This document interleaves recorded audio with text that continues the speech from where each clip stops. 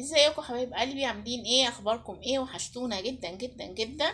ازيك يا عمده؟ ازيكم حبايبي، عاملين ايه؟ اخباركم ايه؟ كل سنه وانتم طيبين. كل سنه وانتم طيبين طيبين يا يا حبايبي. جماعه. احنا النهارده قلنا نعمل حاجه كده ايه، حلوه كده ولذيذه والتحابيش، وعايزين حاجه حرشه. قلنا نعمل هريسه. طبعا النوسه ما بتحبش الحاجات دي، بس انا بموت فيها. فقلنا نعمل هريسه.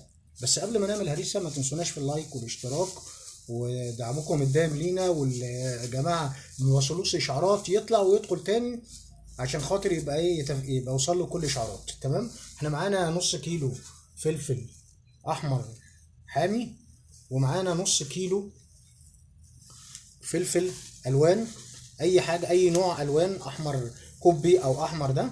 بنعمل ايه بقى يا موسى؟ انا قطعته كده وشلت منه الابيض زي ما انتم شايفين كده.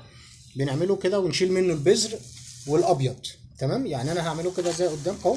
انا مخلي واحد اهو، بشيل كده البذر. تمام.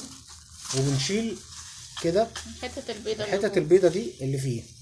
تمام كده اهو زي ما انتم شايفين. بنشيلها بايدينا ونبقى لابسين جوانتي عشان الحامي ما يجيش على ايدينا، وممكن ندعك في عيننا وكده اهو زي ما انتم شايفين اهو. مفيش حاجه اهو.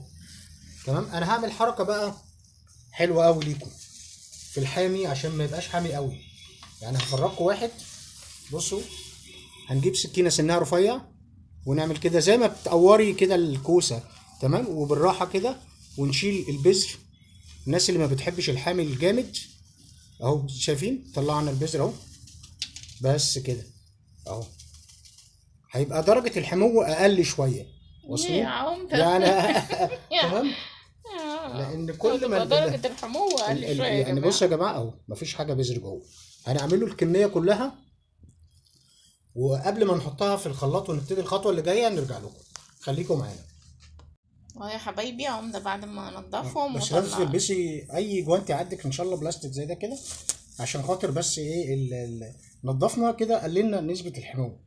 يعني الناس اللي بتحب الحراق بس مش حراق جامد ممكن تاكل دي كده. احنا نضفناها كلها كده لان البذر يا جماعه والابيض اللي جوه هو اكتر حاجه حاميه. هنعمل ايه بقى؟ هننزل بقى في الكبه. تمام. هنقطعها كده اهو زي ما انتم شايفين اهو، بالراحه. جايبه الكادر يا نوسه اهو. وننزل بالحامي، بالبارد الكوبي اهو مع بعض. احنا مش عايزين يبقى فيه ميه اهو. قطعناه. ندخل الكميه كلها نقرب الكبه كده شويه اهو. يا حاضر عمده. اهو. ايوه كده اهو زي ما انتم شايفين الكميه. ولازم يتغسل كويس وينشف من الميه زي ما انتم شايفين كده. اللمعه دي ان هو نشف من الميه يعني اهو. ونيجي بقى الكميه البارد، الفلفل الكوبي او الالوان او الرومي او زي ما انتم بتسموه في اي حته عندكم. ونعمل ايه بقى؟ كميه عشان بس الكبه، الصوت. بعد اذنك يا نوسه. هنفرمهم ونرجع اه نوريكم شكلهم. عشان بس الصوت.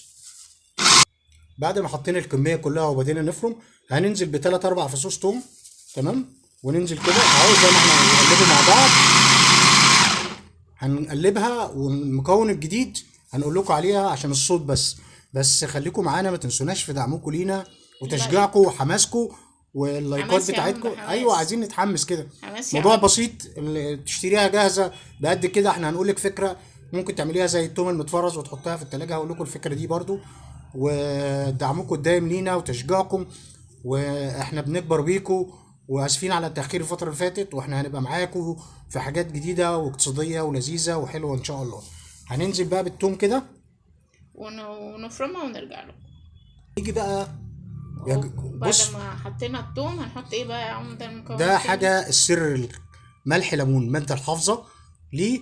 ملح ليمون، معلقه ملح ليمون. كل الكميه دي ب5 جنيه من عند العطار. هنحط معلقه شاي صغيره كده على الخلطه بتاعتنا، نصها كده. تمام. او وملح العادي بتاعنا. ندي ده خلطه لفه الاول زي ما انتم كده شايفين. احنا ما بنفرمش جامد عشان مش عايزين سايل. التركايه ان انا مش عايز سوايل فيها. انا بفرم بس مش بعمل ميه. صح يا نوسه؟ وبعد كده ننزل بالملح، الملح حسب اللي ما تدوقي طعمه. تمام، بس كده خلاص اهو.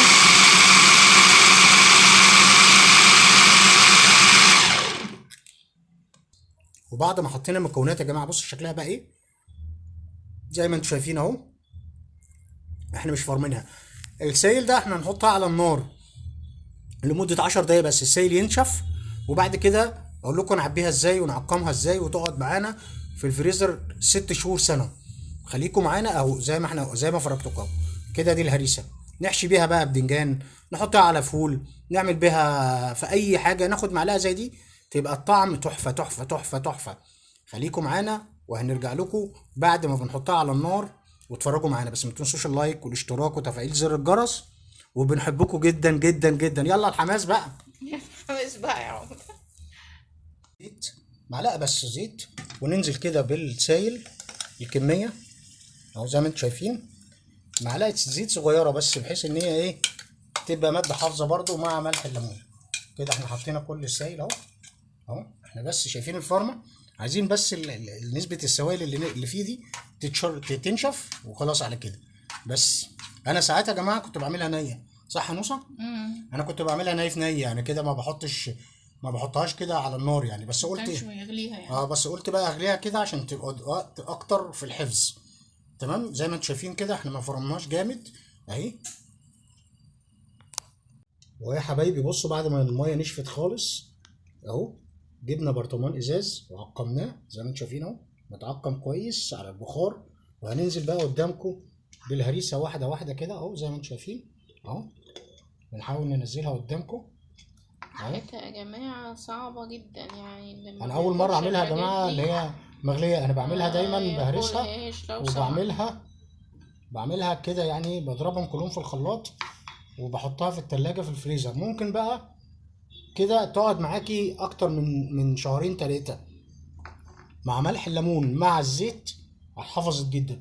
اللي بقى لو انت عايزه بقى تضربيها زي ما انا كنت بعملها في الاول، الفلفل البارد مع الحامي مع فصين 3 توم، تضربيهم كلهم وبعد كده تحطيهم كميات زي التوم المتفرز، تطلعيهم وقت ما تكوني عايزه، مش هيقعد في الرف من جوه اهو زي ما انتم شايفين كده اهو كميه. وننزل كده بالراحه عليها. ادي عملنا الكميه كلها اهي. البرطمان متكلف علينا بره بقى قد كده اهو زي ما انتم شايفين. هنحط بقى الكميه ونرجع لكم اهو يا حبايبي. وهندي سنه زيت كده يا جماعه من فوق بس كده، ونقفل بقى البرطمان ويقعد في التلاجة عادي على الرف براحته اهو زي ما انتم شايفين. ايه رأيكم؟ ممكن الطريقة اللي قلت لكم عليها اللي هي هتبقى ني، هنحط كله ني في ني اللي هو الثوم والفلفل الأحمر والفلفل الحراق، ويتفرزوا ويتحطوا في أكياس ويبقى يطلعوا ساعة الأكل. تمام؟ ده كده 100 100. نستنى بقى تعليقاتكم ورأيكم ودعمكم، وبنشكركم جدا جدا جدا. يا رب يا حبايبي يكون الفيديو عجبكم النهارده. وطبعا انا ماليش في الموضوع ده، وده بتاع عماد يعني. فدعواتكم بقى ان هو ما يتعبش من الحموم بتاع البتاع دي، عشان ريحتها صعبه جدا. ونشوفكم في فيديو جديد قريب جدا جدا جدا. باي باي.